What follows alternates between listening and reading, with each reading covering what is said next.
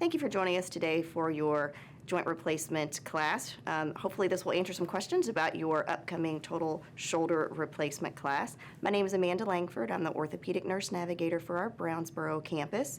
And as the navigator, our job is to do just that, help to hopefully navigate you through your upcoming joint replacement process. So we know we give you a lot of information in a relatively short amount of time. So this class is designed to help maybe answer some questions you might have and some concerns.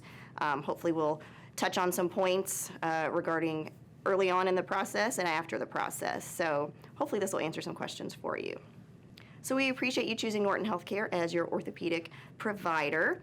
We are aimed at an overall wellness program. We want to get you in, teach you about your new joint, how to use your daily living activities with your new joint, and get you home as soon as we can, as safely as we can.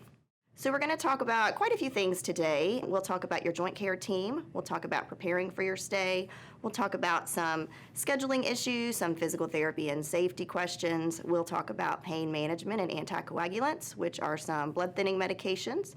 We will talk about some other plans of care and some discharge information for you and some other pieces and parts along the way.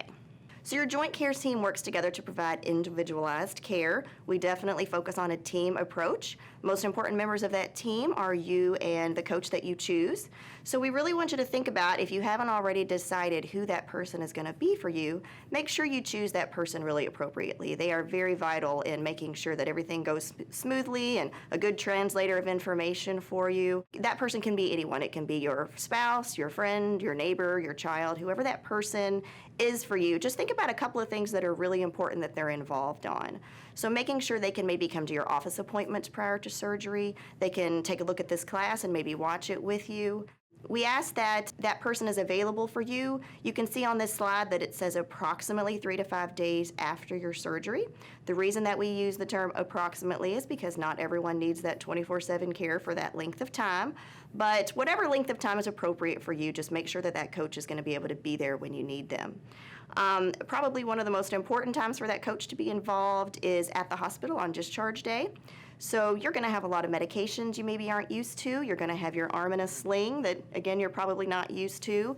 Lots of things going on that are new to you, and I promise you that you're going to think you're going to remember 100% of what they tell you on discharge day, and I promise you 100% that you won't. So that coach is a great translator for you, a great second set of eyes and ears that can say, hey, remember they said do this, or they said don't do that. So your coach is super important, so just make sure if you haven't already chosen that person that it's definitely a priority for you. All right, so we talked about how you and your coach are the most important members of your team. But here at the hospital, you're going to have lots of other folks on your team. So we'll talk about who those people are going to be. So the first, of course, is your orthopedic surgeon. Hopefully you are familiar with who he or she is at this point, but you'll meet with them again the day of your surgery. You'll also meet with anesthesiology, who will talk to you prior to your surgery, and they'll talk about some things that happen on their end of things, such as nerve blocks and what you can expect from that. You have physician assistant, you have your nurse navigator, you have other members of your nursing staff, you have PCAs, which are patient care assistants or nurses' aides who will be in to help you that day.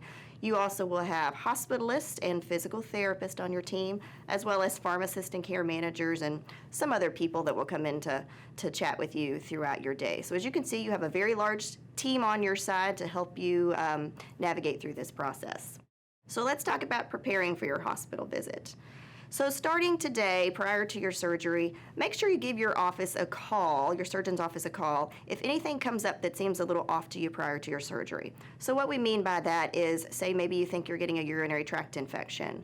Maybe you think you're getting a cavity that's giving you some issues. Maybe you have a bug bite that just seems a little off to you. Make sure you give us a call at the office and let us know about those things. The vast majority of those things don't have any delay in your surgery. They don't really change things for you. Sometimes they're things that we can work on and get them fixed prior to your surgery, but every once in a while there's something that pops up that does need to be fixed prior to surgery and may delay that surgery. And the last thing we want is for you to show up on surgery day excited to get that process going and find out that whatever that minor issue you thought was gonna delay your surgery. So just give us a call and we'll troubleshoot through that on the front end. Next, we want you to think about quitting smoking. Obviously, that's a wonderful choice for anybody at any time, but prior to this surgery, it's even more important. Some of our surgical patients find that there's some wound healing delay with their incisions if they're smokers, and so we just want to avoid that as much as we can. We want these incisions to heal up as quickly as they can. If you're a smoker and that's an option for you, we highly encourage you to go ahead and make that good choice for yourself now. The next point says take your medications prior to surgery as instructed by your surgeon. So when you have your pre-admission testing appointment or phone call, that nursing staff is going to go over all your medications and the timeline regimen that they want you to stop some of those medications, when you can restart some of those medications. So they'll give you a nice guideline and checklist as a guide for that. But if after that appointment you maybe forgot to tell them about a medication or maybe didn't understand something that they said to you, give us a call and we'll go through that as well. And then the next one says no shaving 4 days prior to surgery around your surgical area. So for our shoulder patients, that's going to be the underarm area. And the reason that's important is because when you shave, you may have some little microabrasions that occur. These areas don't bleed. They're not open areas. You probably won't even know that they're there, but they are open areas and they can be an inlet for some bacteria that we want to avoid if at all possible. So just kind of say 4 days prior, try to just not have any shaving in that area. So let's talk about preparing your body for surgery. So this is surgery, and anything we can do on the front end to make ourselves stronger and healthier is going to serve us so much more on the back end.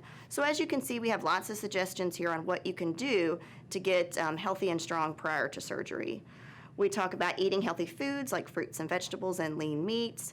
We talk about stopping and reducing your alcohol intake, stopping your smoking, which we've already kind of discussed a little bit, getting lots of rest, making sure you're exercising to strengthen those muscles.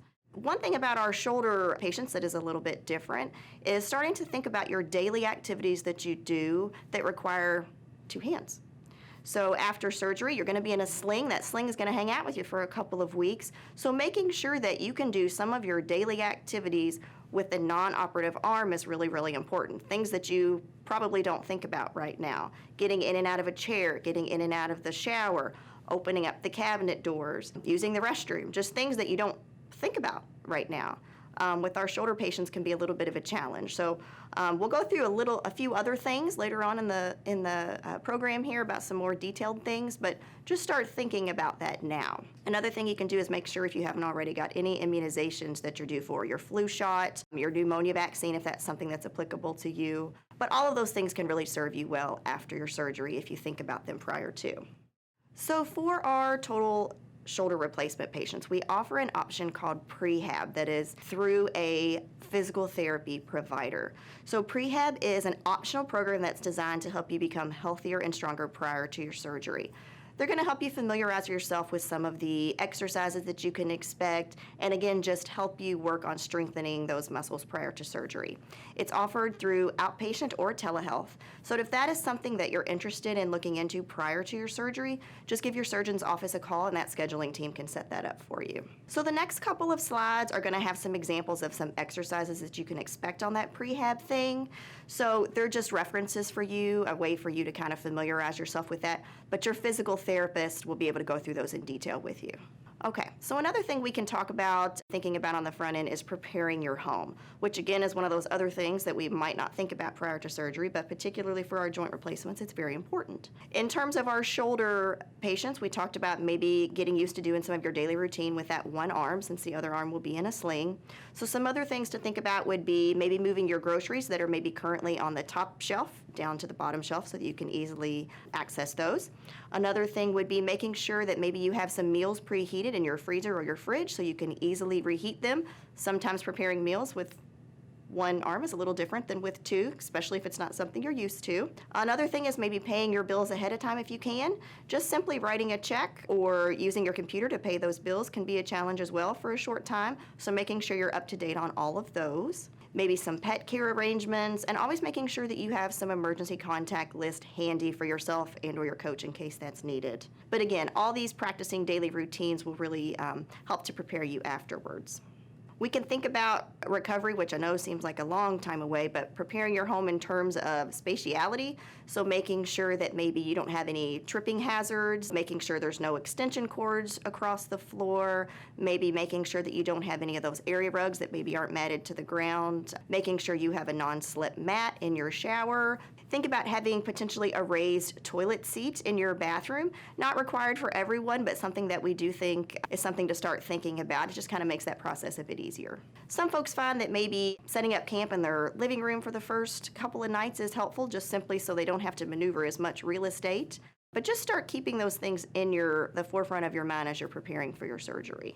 We're getting a little closer to our actual surgery. So let's think about 2 days prior. When you schedule your surgery, your scheduling team is going to give you a bottle of surgical scrub, CHG scrub, Dynahex scrub. It's a specific shower gel that is made for surgical patients.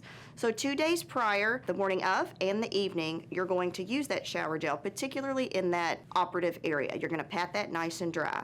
Once you've done that, we're going to ask you to apply a 10% benzoyl peroxide gel. Now, this is something that you can find at your local Kroger or pharmacy or anything like that, just something over the counter. We're going to ask you to apply that to your surgical area above the shoulder as well as underarm for that. It's just an extra layer of protection that we offer for you. Okay, so we're up to the day before your surgery. So you're going to go ahead and take that shower with your surgical scrub like we talked about. You're going to get it nice and dry, and then you're going to apply that benzoyl peroxide gel to those areas.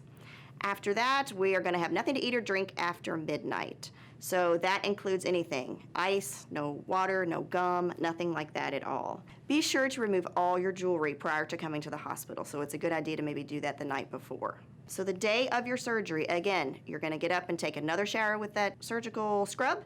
You're going to apply that benzoyl peroxide gel to that surgical area. You're going to not use any deodorant, apply no makeup, no lotion, nothing like that to the skin. Any medications that you were approved to take on the day of surgery, you're going to sip those down with just a small amount of water. Just enough to get those down is all we want you to have. And then again, if you have anything like glasses or dentures, make sure you pack those to bring with you. And if you're someone that uses a CPAP machine when you sleep, make sure you clean that really well prior to bringing it in, but go ahead and bring that with you to the hospital. So what else are we going to bring? We're going to bring loose-fitting clothing. We're going to bring some shoes that have a really sturdy sole and a nice closed back. You can bring a robe if you would like. It does get a little chilly in the hospital, so making sure you have something to keep you warm while you're out walking the hallways with physical therapy is great. We ask that that not be any longer than knee length, and that's just because those longer robes can be a bit of a tripping hazard. Specifically for our shoulder patients, we ask that you're mindful of the tops and shirts that you bring with you. A zip-up or a loose-fitting button-up shirt is really best, rather than something that's tight-fitting or goes over the head, if at all possible. It's just easier kind of to maneuver with that sling. So just be mindful of the shirts that you pack to bring with you. So the day of your surgery. A few days prior, you're going to get a phone call from your scheduler at the office, and he or she is going to give you your arrival time. On day of surgery, you're going to arrive at that time at either whatever location they give you, generally the main hospital. When you go to those main hospital doors, they're sliding doors, you're going to go into the kiosk, and those registration folks will get you all set up. You're going to make a couple of stops along your way. The first is going to be your pre-op area. Your pre-op area, your family is more than welcome to come and sit with you during that time. Pre-op is where you're generally going to get into your hospital gown, you're going to get your IV started. After pre-op, you're going to move to the block room. The block room is where you're going to get your block. We'll talk about those in a little more detail later on in the program. Your anesthesiologist will visit you in pre-op, and he or she is going to talk to you specifically about those blocks and how that's going to work for you specifically. After the block room, you're going to move to the OR and have your surgery. After that, you're going to go to recovery.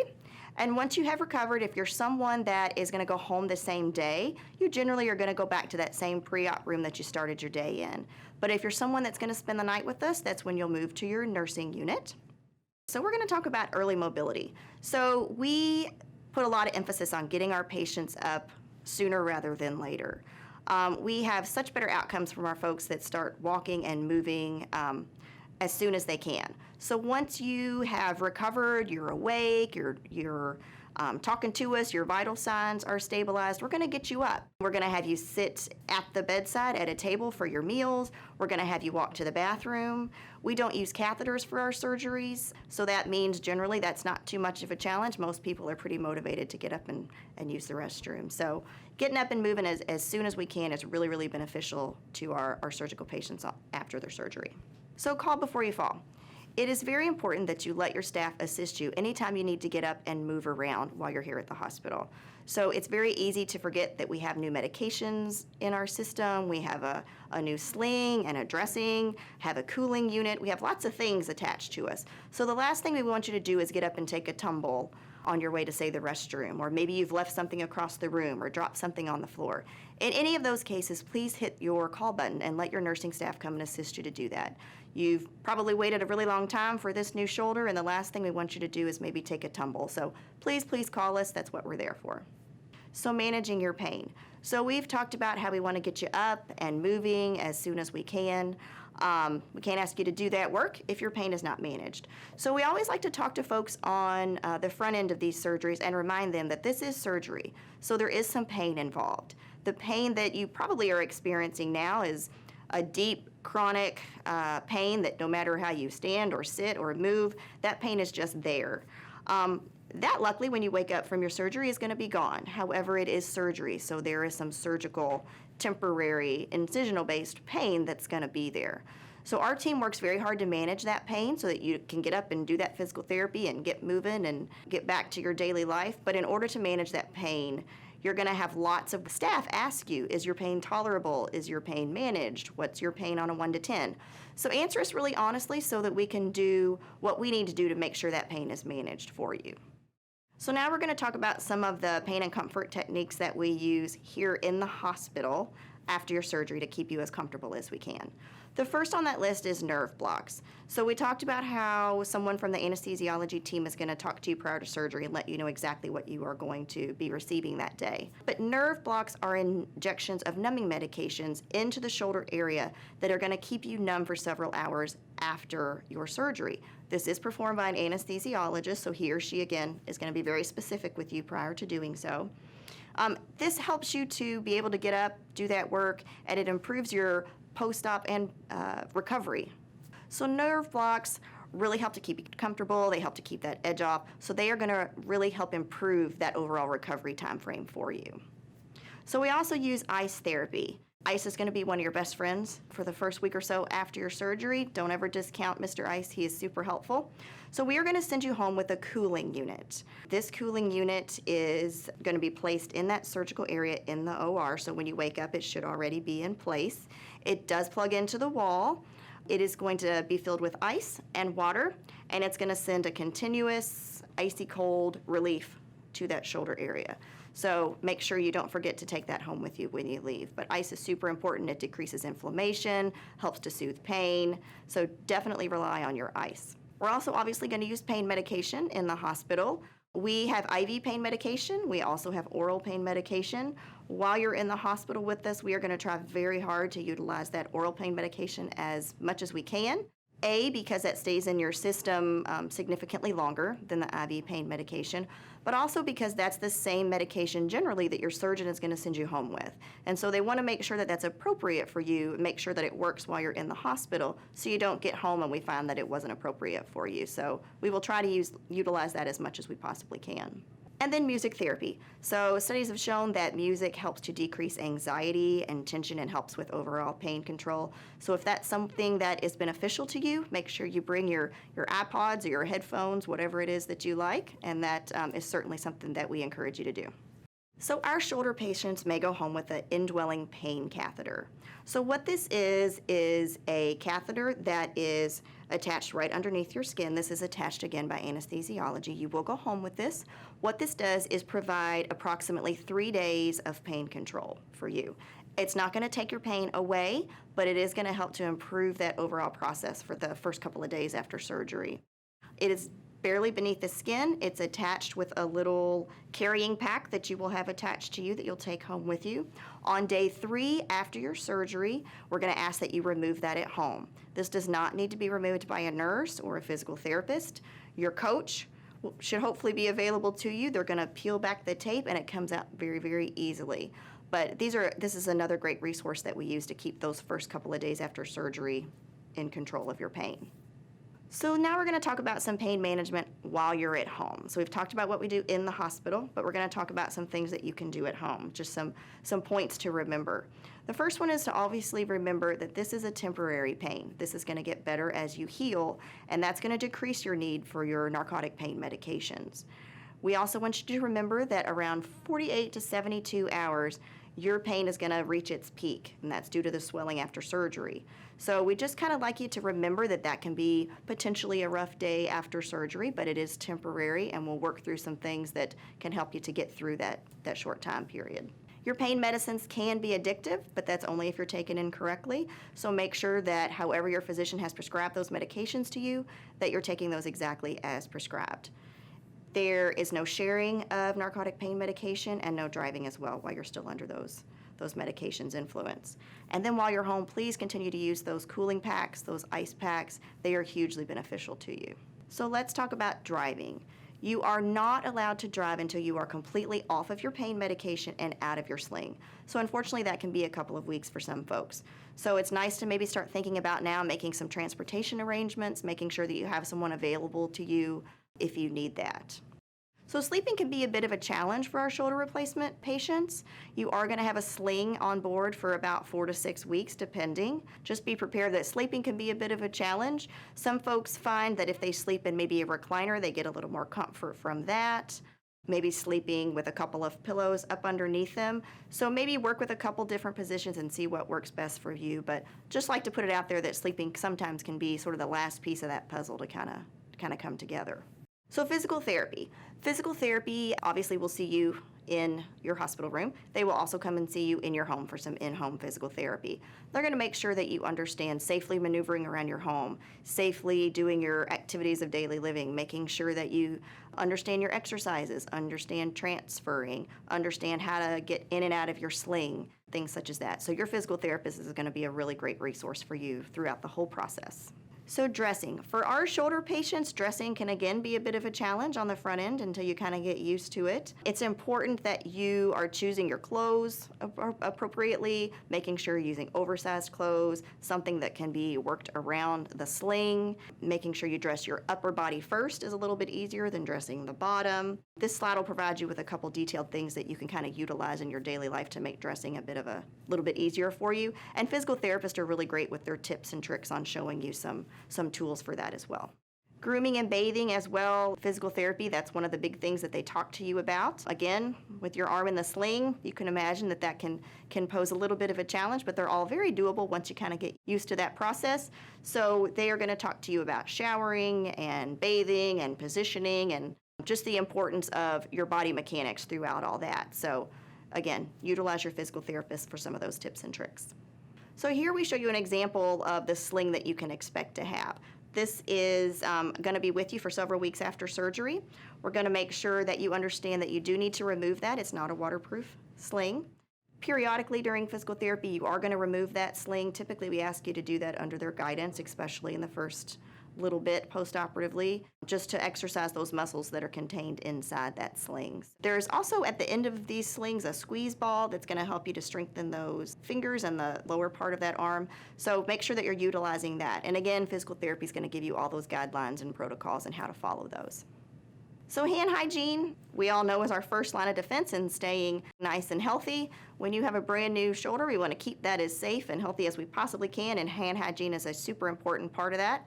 So making sure that anytime you're around your shoulder with incision care or anything like that, you're gelling your hand, you're washing your hands. It's making sure that you are an advocate for yourself and making sure that anyone around you is doing the same thing. Again, we know you've waited a really long time for this joint, and we want you to stay as healthy as we can with it as well. So hand hygiene is super important all the time, but especially right now after these surgeries. So now we're going to talk about caring for your incision. You are going to keep your surgical dressing in place for 3 days. So on the 3rd day post-op, that's the same day we talked about removing that catheter, pain pump catheter, if you have one of those. You're going to remove that, and you're going to take off your dressing that you came home with. Generally, underneath these dressings, you can expect absorbable sutures and some steri strips on top. We do not want you to remove those steri strips. Those will eventually fall off on their own, typically in the shower after a week or so. When you come to your first postoperative appointment, if for some reason those are still in place, a lot of times we'll go ahead and remove those at that point, but we just don't want you to do it prior to that point. Just keep those in place until they decide to come off on their own. So the next slide talks about some things that we want you to just kind of be aware of, be mindful of, and give us a call at the office if any of these things were to crop up on you. So the first says a persistent fever over 101. Now the reason that we have an emphasis on the word persistent is because around that time, around 48 hours when we talked about that pain and swelling kind of peaking, it's not uncommon at all to have a low-grade fever at that time. So when we say that, we mean like 99.4, 99.8, something in that range. It's normal, it's just a response from your body of what the surgery, the trauma of the surgery. But just make sure if it creeps up over that 101 point and kind of hangs out there that you give us a call at the office. You want to make sure you're watching for an intensified pain, something that changes, something that's different. Make sure you're watching that incision area for any change in drainage, any odor, things like that. The reason we talk about this is because the vast majority of the time, if there's anything that's going on with that surgical incision, we want you to give us a call so we can try and manage that in the office. The last place we want you to do is go to the ER in those situations. Most of the time we can see you in the office that day, maybe the next day, and we can troubleshoot all that and save you that potential unnecessary ED visit. However, do not call the office if you have shortness of air, chest pain, any sort of signs of a stroke. Those are precious seconds that we want you to call 911 or just go straight to the emergency room. So anything directly related to your new shoulder, by all means give us a call. But any of those specific things, go straight to the ER. These are compression stockings. We call them thromboembolic deterrents, or TEDHOs. So you're going to go home with these. They are preventative in blood clots and swelling. You're going to wear those 24 hours a day, 7 days a week for about 2 weeks. You are able to remove those during your showering time, but after that we want you to replace those as soon as you can.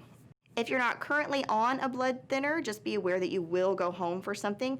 Typically, it's a 325 milligram aspirin, and that's generally for about 2 weeks. If you're already on something for blood thinning, you generally will go back to that same regimen the next day. But again, if you currently aren't taking something, just be prepared that it's very important you don't miss any of those doses. It's something that we really want you to be mindful of and make it part of your routine.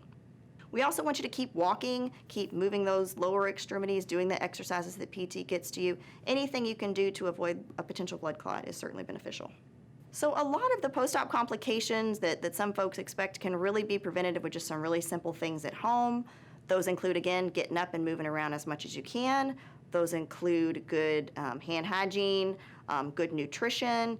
It includes making sure you're taking whatever blood clot medication you've been prescribed, some deep breathing. So any of these things that you can do at home are really beneficial to you on the back end. So preventing infection, so prior to your surgery, you're going to get a prescription for Bactroban nasal ointment. This comes in a little tube. You're actually going to apply that twice a day, 5 days prior to your surgery. It just goes on the end of a Q-tip, and we're going to ask you to put it inside your nose. There are some things that can accumulate in your nose that can cause infection, and we just try to eliminate that if at all possible prior to your surgery. You're going to be given antibiotics before surgery and then after surgery. We also ask that you use clean towels, clean clothing. All these things are great tools in preventing infection. Nausea, vomiting, and constipation are unfortunate side effects that sometimes this patient population can find. Nausea and vomiting is, generally speaking, usually attributed to anesthesia. So if you know you've had surgery before and you feel very nauseous and are sick afterwards, just let your pre-op staff know that. There's some tools they can utilize on the front end to hopefully avoid that. For our patient population, I would say that constipation is much more of an issue, and that's simply because the medications that we give you for pain control can be very unfriendly to the bowels. There's a couple of things that we ask that you do to avoid that. That's, again, eating foods high in fiber, that's drinking water, that's up and moving as much as you can, and it's taking a stool softener. So if you're taking pain medicine for a week, take that stool softener for a week. It's just not a fun complication that some of our folks may have, and so we really want you to be mindful of trying to avoid that if you can.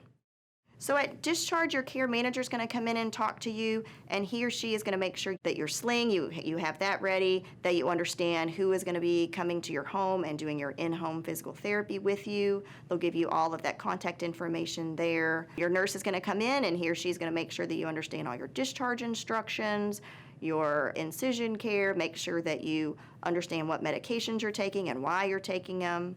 They're also going to make sure that if you live more than 45 minutes away from the hospital, that you stop and just kind of take a little stroll around your car and get that blood flow going. And while you are driving, you're doing those ankle pumps and keeping that blood flow moving. They'll go over all of that with you at Discharge. So we have at Norton Healthcare a pharmacy on site, a retail pharmacy on site. We utilize a program called Meds to Beds. This gives you the opportunity to get all the medications that your physician wants you to have at Discharge delivered to your bedside before you leave. So you don't have to make a pit stop at the pharmacy on your way home. Generally, they will take cash, check, or charge. You're able to pay whatever copay you would have paid at another outside facility. But it's very, very convenient for you. It just saves you the stopping on the way home. However, if you want to make a stop and you want to go to the pharmacy that you are used to and are comfortable with, we're more than happy to give you those paper scripts, and you can certainly make that stop on the way home. But this is a really great resource for you to really consider utilizing after your surgery. So Norton Mycharts. If you don't already have Norton Mychart, we highly encourage you to get this before your surgery. So if you already have it, you probably already know what a wonderful resource it is for you. You're able to look at your test results. You're able to look at any scans we may have done. You're able to pay your bill and schedule an appointment. Lots and lots of stuff you can do on that website. From our standpoint, one of the greatest opportunities on this website is you can communicate with your provider. So if you have a question, you can send us a MyChart message. You can send it to your nurse navigator, to your physician assistant, and that person's able to look at those messages and get an answer back to you, usually within that same day. You don't have to call and leave a voicemail. So again, if it's not time sensitive, if it's something that doesn't require an immediate answer, please utilize Norton Mychart. It is a wonderful, wonderful tool for you. So thank you again for choosing Norton Healthcare for your shoulder replacement surgery. We are dedicated to providing you with remarkable patient care, so please feel free to reach out to us with any questions or concern you may have, and also just let us know how we're doing.